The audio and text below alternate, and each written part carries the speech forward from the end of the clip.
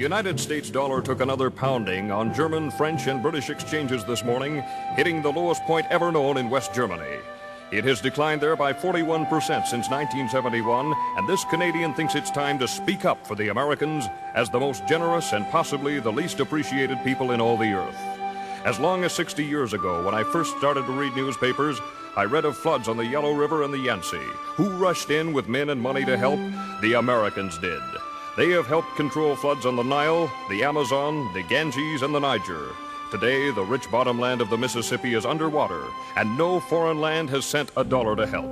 Germany, Japan, and to a lesser extent, Britain and Italy were lifted out of the debris of war by the Americans, who poured in billions of dollars and forgave other billions in debts.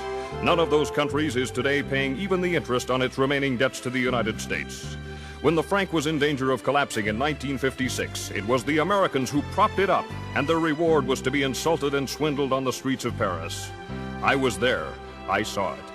When distant cities are hit by earthquake, it is the United States that hurries in to help. Managua, Nicaragua is one of the most recent examples.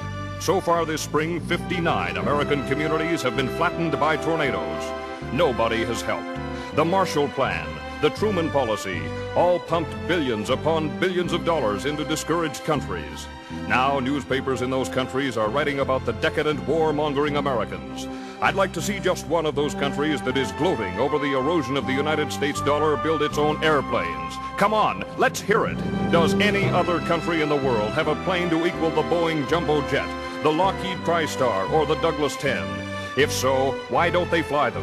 Why do all international lines except Russia fly American planes? Why does no other land on Earth even consider putting a man or woman on the moon? You talk about Japanese technocracy and you get radios. You talk about German technocracy and you get automobiles. You talk about American technocracy and you will find men on the moon, not once, but several times, and safely home again. You talk about scandals and the Americans put theirs right in the store window for everybody to look at. Even the draft dodgers are not pursued and hounded. They are here on our streets, most of them, unless they are breaking Canadian laws, are getting American dollars from Ma and Pa at home to spend here.